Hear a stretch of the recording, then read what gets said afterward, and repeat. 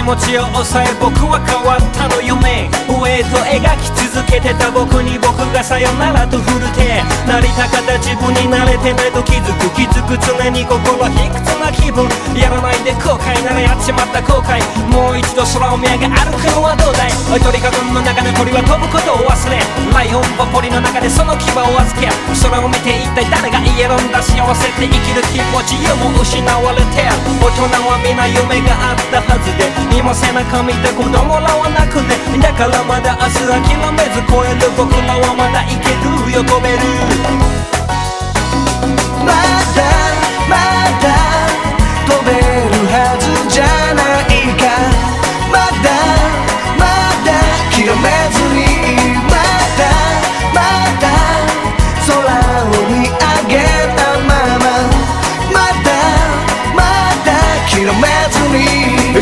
僕らはこの空見なくなった心の少年いなくなったいつからかどこか冷めていた見つからなぜか諦めていた世の中時代のせいにして綺麗なものばかり目にしてでも言えたはずさ本当のこと見れたはずさ夢子供の頃頭でなく心でありのままに何をしたいか何を見たいか小さな憧れに始まりそれが夢に明日に交わり空はいつだって味方さ湧いてくる力が飛び出そう旅だと何かが動き出した青い空の真下空を諦めた子供たち飛べないふりする大人たち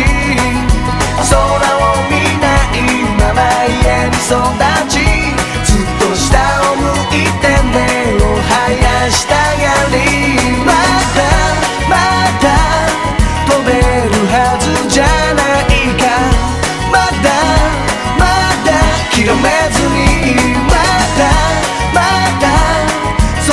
を見上げたまままだまだ諦めずに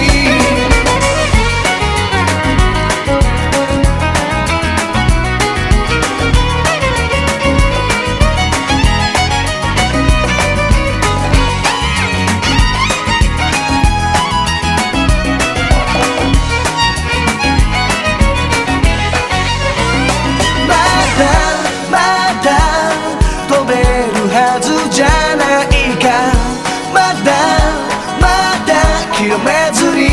まだまだ空を見上げたまままだまだ諦めずに